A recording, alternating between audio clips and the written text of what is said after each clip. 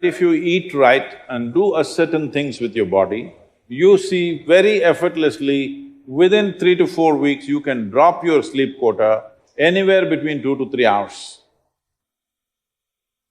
Food is not a religion, food is not a culture, food is just the fuel for this machine. Yes? There may be cultural aspects to the tastes, there may be even religious tinge to the food over a period of time, but essentially food is fuel for this body. So with what kind of food will it function with minimum struggle within itself and maximum impact? So suppose you buy a petrol car and pump diesel into it, it may still roll around but not at its optimum. Similarly, various foods you can eat and still somehow it functions. But those communities which have eaten with care, you can clearly see a distinct difference in the way they function, the levels of intelligence and whatever.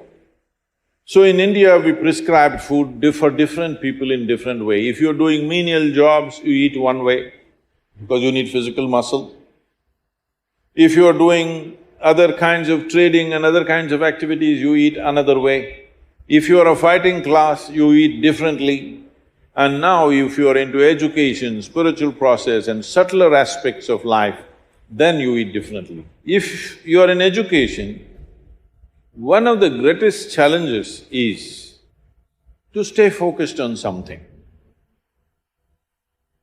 The goddamn textbook is written for an average intelligence. It's a common prescription. It's not written for the brilliant student. It is written in a way that it's a common prescription, everybody gets it. But that textbook, how much effort it is taking for a whole lot of people. How they have to read it 10 times to get it. But you lie down in your bed and read a love story, you remember every word. So you don't lack memory, you don't lack focus. It is just that textbook and you, chemistry is not working. So what you need is a higher level of focus, a higher level of involvement. And another great enemy for a student is, because this textbook is such a tranquilizer, the moment you open it, go to cinema till 2 a.m. you're up, open the textbook at 9 o'clock, right there, you smash into it. So sleep is another big enemy. So what kind of food do you eat so there is no inertia in the body? In yogic way of seeing things, we are looking at tamas, rajas and sattva. Tamas means inertia, rajas means activity but no balance, sattva means absolutely balanced kind of energy.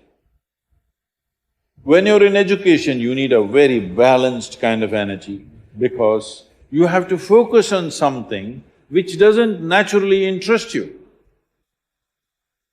It's not something with which your chemistry is gelling.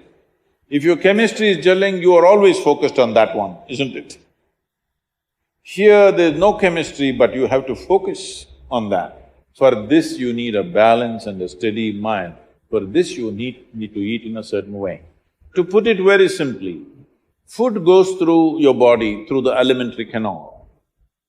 From your mouth to your anal outlet, there is a pipe. Through this it runs, going through various stages of digestive process. Many of you are biology people, right? So, it goes through the alimentary canal. Now it begins with the lip.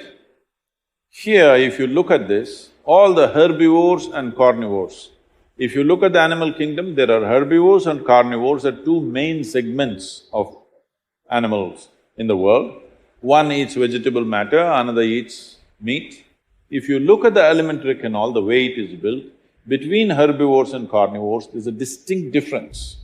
Everything in the human being suggests that you are naturally a herbivore, but for the sake of survival, we became carnivores. If you look at the jaw movement, all the carnivorous animals have only cutting action. Herbivores have cutting and grinding action. There are molars, but carnivores don't have widespread